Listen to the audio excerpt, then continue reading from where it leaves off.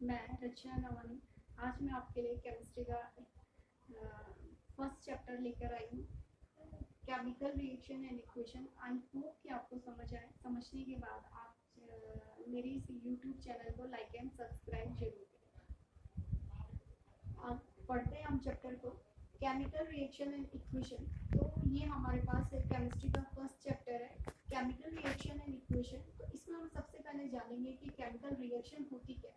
तो chemical reaction, the process of interaction of chemicals to each other to form a new substance, means chemical reaction वो reaction होती है जिसमें कि हम interaction होता है। interaction किसका होगा? chemicals का। कार्बन एंड ऑक्सीजन, यहाँ पे मैंने लिखा है carbon plus oxygen to form CO2। तो कार्बन और ऑक्सीजन यहाँ पे क्या है? दो अलग अलग केमिकल्स है। इन दोनों का आपस में क्या हो रहा है? ये कार्बन और ऑक्सीजन दो अलग अलग केमिकल्स हैं। ये दोनों आपस में एक दूसरे के साथ इंट्रैक्शन कर रहे हैं। इंट्रैक्शन करने के बाद एक प्रोडक्ट की फॉर्मेशन कर रहे हैं। तो प्रोडक्ट हम यहाँ पे ये बोलेंगे कि ये कार्बन डाइऑक्साइड की फॉर्मेशन कर रहा है। Next reaction, magnesium react with oxygen to form magnesium oxide. और मैग्नीशियम ऑक्साइड कैसे बनता है? व्हाइट कलर का पाउडर इसका बन जाता है। ये हम आगे और डिटेल में पढ़ेंगे। तो मैग्नीशियम एंड ऑक्सीजन ये दोनों के दोनों हमारे पास क्या है?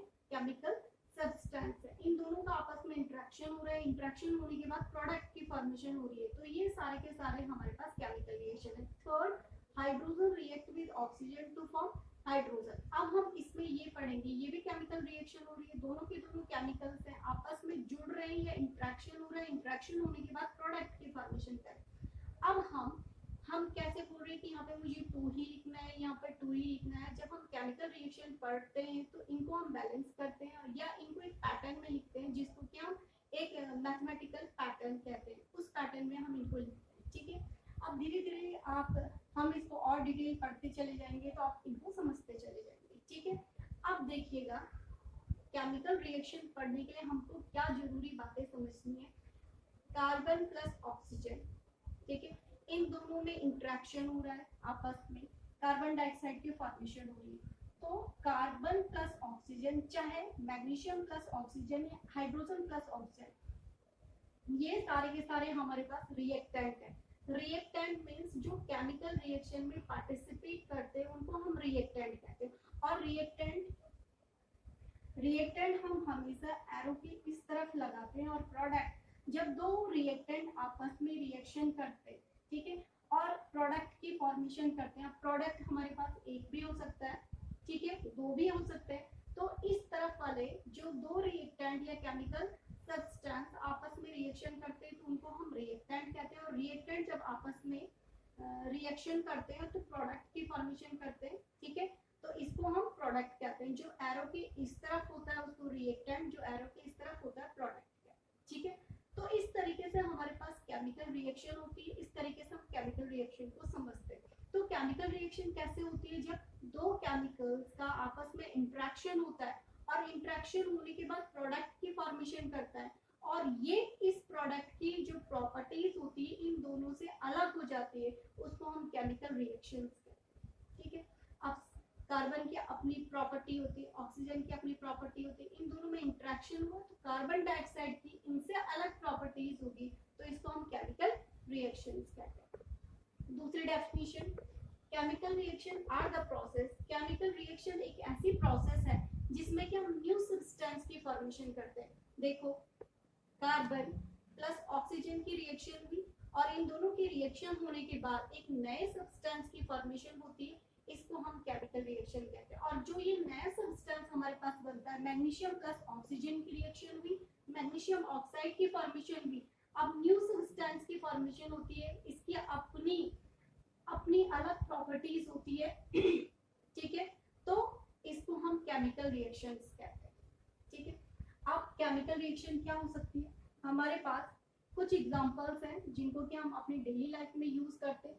Formation of curd from milk, ठीक है, मिल्क से कर्ड की फॉर्मेशन होना, वो भी एक टाइप की केमिकल रिएक्शन है, क्योंकि उसमें कुछ बैक्टीरिया यूज हो रहे, टेम्परेचर चेंज हो रहा है, तो उसके बीच में केमिकल रिएक्शन हो रही है। डाइजेशन ऑफ फूड, फूड के डाइजेशन होने में भी केमिकल रिएक्शन हो रही है, क्योंकि फूड का डाइजेशन होना, इसमें बहुत सारे केमिकल्स जो हमारे बॉडी में होते हैं, स्टोमक में होता है HCl, ठीक है, और बहुत सारे एंजाइम्स होते हैं जो कि फूड को डाइजेशन में हेल्प करते हैं। तो इसलिए डाइजेशन ऑफ फूड भी एक टाइप की केमिकल रिएक्शन है। कुकिंग ऑफ फूड, तो फूड को बनाने में हम बहुत सारे इंग्रेडिएंट का यूज करते हैं, तो वो भी केमिकल रिएक्शन हो रही। टेम्परेचर चेंज हो रहा है, तो ये भी एक टाइप की केमिकल रिएक्शन।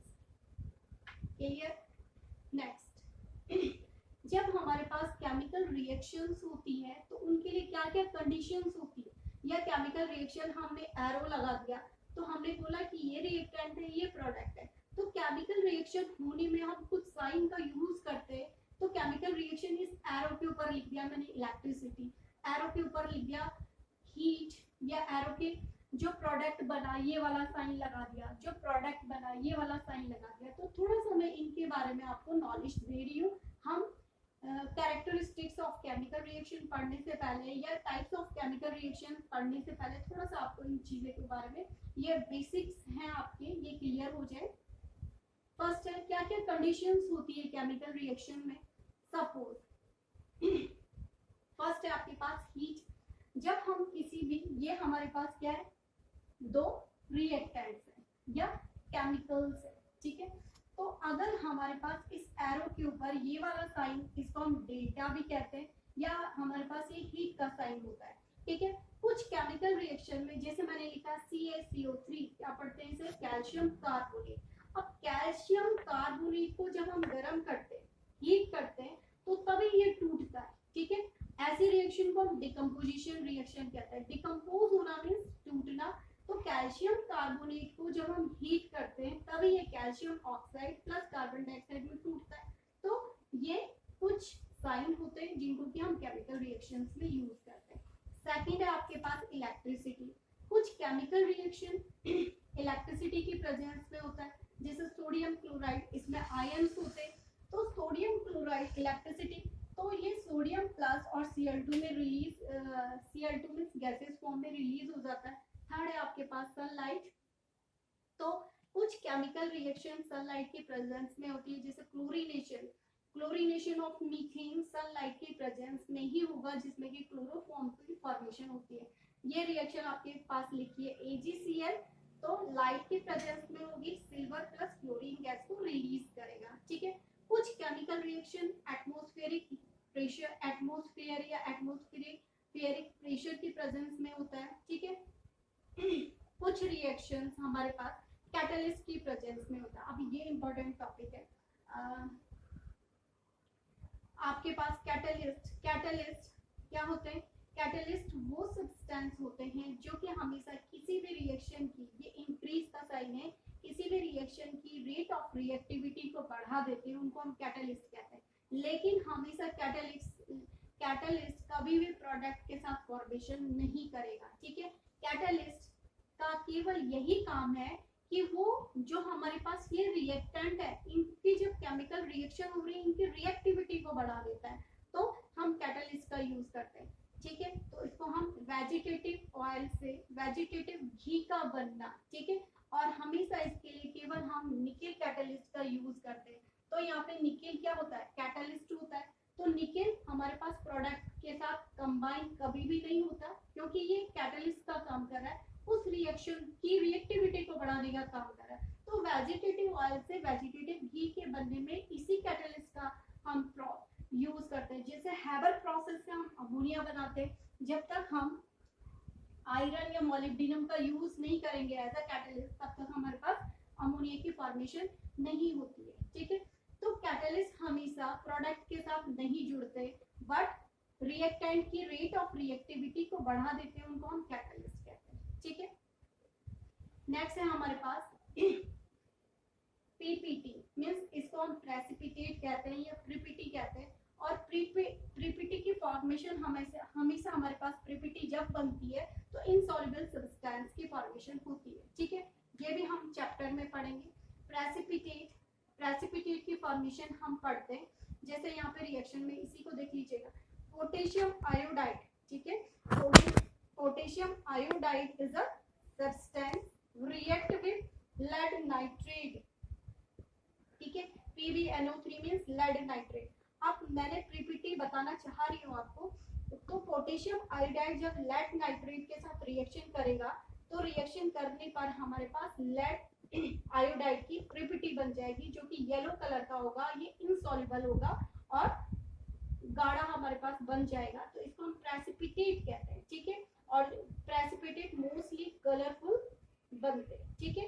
तो इस तरीके से हमारे पास कुछ केमिकल रिएक्शन होती है, कैसे होती है, क्या उनके लिए कंडीशंस होती है, कैसे हम साइंस, कुछ रिएक्शन हीट के प्रेजेंस पे होती है, कुछ electricity, sunlight, atmospheric pressure, catalyst and precipitate की फॉर्मेशन करते हैं। ये कुछ इंपॉर्टेंट टर्म्स हैं, ये कुछ इंपॉर्टेंट बातें हैं जो आपको केमिस्ट्री में हेल्प करेंगी। बार बार इस पूरी चैप्टर में केमिकल रिएक्शंस हम पढ़ेंगे। अगर आपका ये क्लियर हो गया तो आगे आपको पढ़ने में कोई भी प्रॉब्लम नहीं होगी।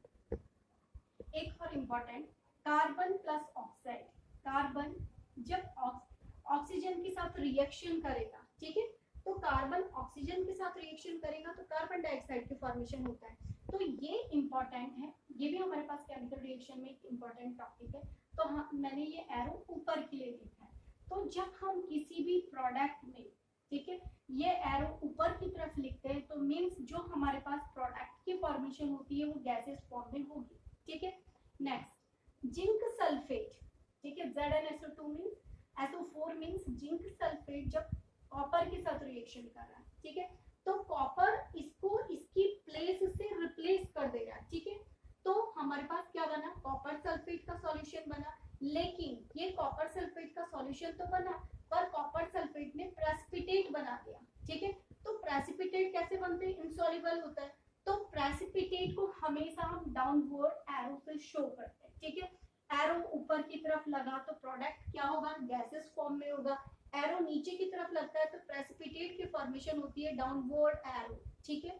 तो इस तरीके से ये कुछ बहुत ही इंपॉर्टेंट टॉपिक है कि जो कि आपके बार बार केमिकल रिएक्शंस में मदद करेंगे और चैप्टर को कवर करने में बहुत ही इंपॉर्टेंट रोल प्ले करेंगे।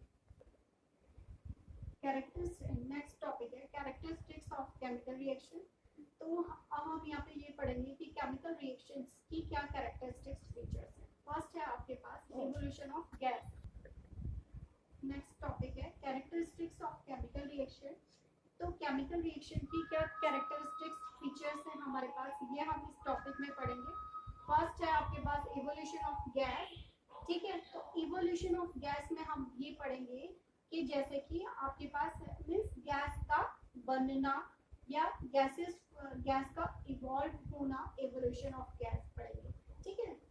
तो रिएक्शन की मदद से हम देखेंगे कि कैसे हम इवोल्यूशन ऑफ गैस को क्लियर करें।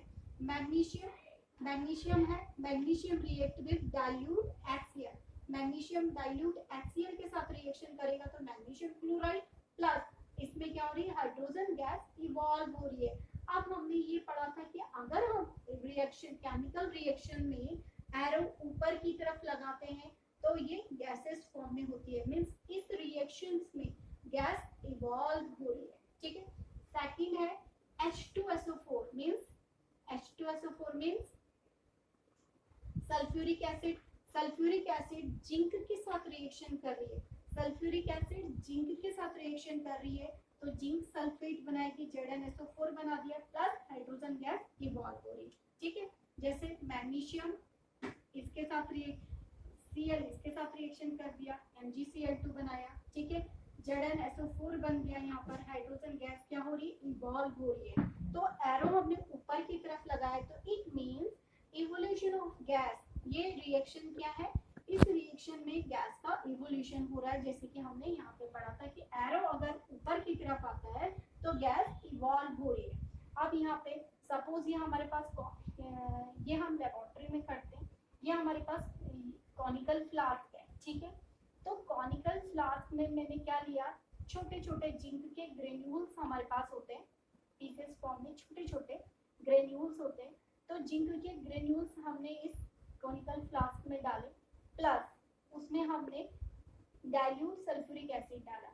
जैसे ही हम जिंक के ग्रेन्यूल्स में ये डाइल्यूट सल्फ्यूरिक एसिड डालते हैं तो ये जो रेड कलर्स के मैंने बबल्स आपको दिखाए, तो डालने पर इन दोनों में, ये तो रिएक्टेंट है ना, इन दोनों में केमिकल रिएक्शन होगी और केमिकल रिएक्शन, ये तो ग्रेन्यूल्स है, ग्रेन्यूल्स के ऊपर सल्फ्यूरिक एसिड डालते ही दोनों में केमिकल रिएक्शन होगी और ये आपके पास बबल्स आएंगे किसके, गैसेस फॉर्म में। वो गैस कौन सी है, हाइड्रोजन, हाइड्रोजन, ठीक है।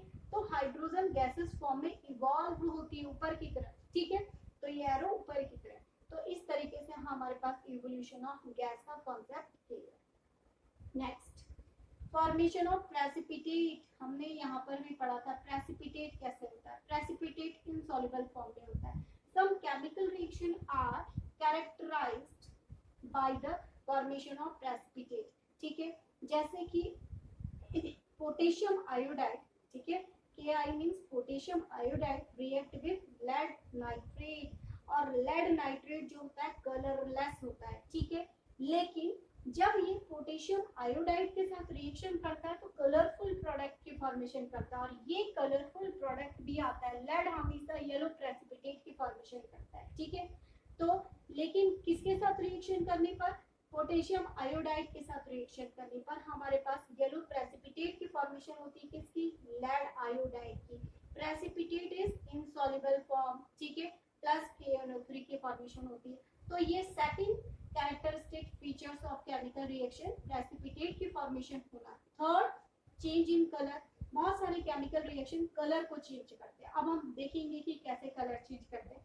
फर्स्ट है सपोज यहाँ से देखेंगे आप, ये मैंने लिखा है डाइल्यूट पोटेशियम परमैंगनेट, ठीक है। तो पोटेशियम परमैंगनेट लिया, ये आपके पास लेबोरेटरी में आसानी से अवेलेबल होता है। पोटेशियम परमैंगनेट का कलर क्या होता है, पर्पल कलर का होता है, ठीक है। तो इसको हमने सिट्रिक एसिड के साथ मिक्स करा। पोटेशियम परमैंगनेट के सॉल्यूशन में मैंने सिट्रिक एसिड डाली। अगर हमारे पास सिट्रिक एसिड नहीं है तो हम लेमन जूस लेंगे। अब लेमन जूस आपको कहाँ से मिलेगा, हम एक नींबू का पीस लेंगे और उसका जूस निकालेंगे, तो लेमन जूस हम आसानी से निकाल सकते हैं, ठीक है। तो पोटेशियम परमैंगनेट के ऊपर या सॉल्यूशन में टेस्ट ट्यूब में भी लेकर हम कर सकते हैं। तो हमने सिट्रिक एसिड डाली, तो सिट्रिक एसिड डालने पर जो पोटेशियम परमैंगनेट का जो पर्पल कलर था वो हमेशा हमारे पास चेंज होता है, पर्पल कलर कलरलेस में कन्वर्ट हो जाता है, ठीक है। कैसे, सपोज हमने लैब में ये एक्सपेरिमेंट करने के लिए टेस्ट ट्यूब लिया।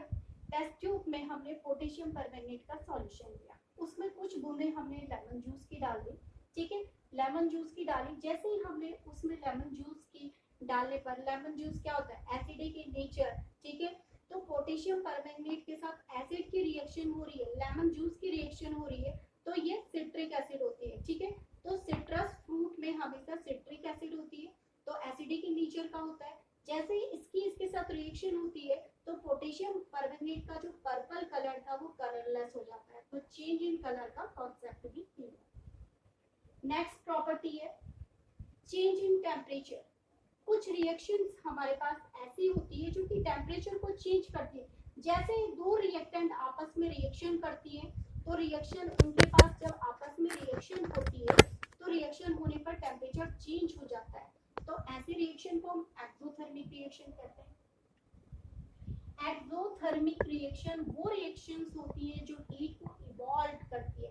मींस एक्सोथर्मिक रिएक्शन वो रिएक्शन होती है जिसमें कि दो रिएक्टेंट जब आपस में रिएक्शन करते हैं और रिएक्शन होने पर जब वो प्रोडक्ट की फॉर्मेशन करते हैं तो वो प्रोडक्ट इतनी ज्यादा हीट प्रोड्यूस करता है, तो बहुत लार्ज अमाउंट में हीट प्रोड्यूस करता है, तो ऐसी रिएक्शन को हम एक्सोथर्मिक रिएक्शन कहते हैं। अब ये एक्सोथर्मिक रिएक्शन होती कैसे, कैल्शियम ऑक्साइड, ठीक है। कैल्शियम ऑक्साइड में जैसे हम पानी मिलाते हैं, ठीक है, calcium oxide react with water, ठीक है। कैल्शियम ऑक्साइड जब वाटर के साथ रिएक्शन करता है, अब इसको मैंने लिखा है कैल्शियम ऑक्साइड को हम क्या कहते हैं, क्विक लाइन। कैल्शियम ऑक्साइड को हम क्या कहते हैं, क्विक लाइन। क्विक लाइन जो वाटर के साथ रिएक्शन करता है तो स्लैक लाइन की फॉर्मेशन करता है। क्विक लाइन होता है calcium oxide react with water to form flat. Calcium oxide react with water, calcium oxide जब वाटर के साथ रिएक्शन करता है, कैल्शियम ऑक्साइड क्या क्विक लाइन है, quick lime react with water to form slaked lime, ठीक है। तो स्लैक लाइन का फार्मूला क्या होता है, कैल्शियम हाइड्रोक्साइड। अब कैल्शियम हाइड्रोक्साइड कैसे बना, कैल्शियम ऑक्साइड इस वाटर के साथ रिएक्शन कर दिया, कर दिया तो कैल्शियम हाइड्रोक्साइड बना। वाटर के कितने मॉलिक्यूल्स है यहाँ पे 2, तो वाटर के कितने 2, ऑक्सीजन कितना था 2, 1 एंड 1 2, तो कैल्शियम हाइड्रोक्साइड की फॉर्मेशन। तो क्विक लाइम जो वाटर के साथ रिएक्शन करता है तो स्लैक लाइम की फॉर्मेशन करता है। पर लेकिन जब ये कैल्शियम हाइड्रोक्साइड की जब फॉर्मेशन होती है तो ये एक्सोथर्मिक रिएक्शन होती है। जब हम इसको करते हैं, ठीक है, इस क्विक लाइम को करते पानी के साथ मिक्स करते हैं तो ये हीट को इवॉल्व करता है, बहुत ही ज्यादा गर्म हो जाता है और ये इसके बहुत बड़े बड़े बबल्स बाहर निकलते हैं और आवाज भी आती है। तो इस टाइप की रिएक्शन को हम एक्सोथर्मिक रिएक्शन कहते हैं। दूसरा एग्जांपल, अगर हम जिंक के ग्रेन्यूल्स को, ठीक है, H2SO4 के साथ रिएक्शन कराते तो जिंक सल्फेट बनता है और इसको बनने में भी बहुत ज्यादा लार्ज अमाउंट में हीट बाहर निकलती है या टेम्परेचर बहुत ज्यादा हो जाता है, तो ऐसी रिएक्शन को हम एक्सोथर्मिक रिएक्शन कहते हैं। एक्सोथर्मिक मींस जो हीट इवॉल्व करती है और एंडोथर्मिक मींस जिसमें कि हीट का यूटिलाइजेशन होता है उसको हम एंडोथर्मिक कहते हैं। Next and last characteristic features of chemical reaction, next है चेंज इन स्टेट। तो मींस किसी भी केमिकल या किसी भी रिएक्टेंट की स्टेट का चेंज होना, तो चेंज इन स्टेट में हम ये पढ़ेंगे, ठीक है। तो स्टेट क्या होती है, सॉलिड भी हो सकती है, लिक्विड भी हो सकती है और गैसेस फॉर्म में भी हो सकते हैं। सपोज इसके लिए एक एग्जांपल लिया, कैंडल वैक्स का एग्जांपल लिया। सपोज ये वैक्स किस फॉर्म में होगा, सॉलिड फॉर्म में। अगर इस सॉलिड फॉर्म को हम गर्म करते हैं, इसको हम गर्म करेंगे, हीट अराइज करेंगे तो ये लिक्विड फॉर्म में कन्वर्ट होती है। तो सॉलिड से लिक्विड फॉर्म में भी इसकी स्टेट चेंज हो गई, तो चेंज इन स्टेट का कॉन्सेप्ट कंप्लीट हुआ। नेक्स्ट, जब हम इस कैंडल वैक्स को गर्म करते हैं तो गर्म करने पर इसमें कार्बन डाइऑक्साइड गैस भी रिलीज होती है, तो वो लिक्विड में भी चेंज हो रहा है, गैस को भी रिलीज कर रहा है, तो इस दोनों ही फॉर्म में उसकी स्टेट चेंज हो रही है। तो यहाँ पर हम समझेंगे कि किसी भी रिएक्टेंट की, वो रिएक्टेंट क्या है, हमने कैंडल लिया या वैक्स लिया जो कि सॉलिड फॉर्म में है, उसको हम गर्म करते हैं तो लिक्विड में भी कन्वर्ट होता है। गर्म करने पर बर्निंग ऑफ कैंडल क्या होता है, हीट देने पर वो वैक्स लिक्विड फॉर्म में कन्वर्ट होता है, ठीक है, तो लिक्विड में भी कन्वर्ट होता है लेकिन कार्बन डाइऑक्साइड को भी रिलीज करता है, तो वो केमिकल रिएक्शन का भी एग्जांपल है। और इसकी स्टेट भी चेंज हो रही है, लिक्विड में भी कन्वर्ट हो रहा है, गैस में भी कन्वर्ट हो रहा है, तो ये चेंज इन स्टेट का कॉन्सेप्ट भी पूरा हो, ठीक है। तो थैंक यू क्लास, आज के लिए इतना ही। तो अगर आपको वीडियो पसंद आई हो तो लाइक एंड सब्सक्राइब जरूर करें।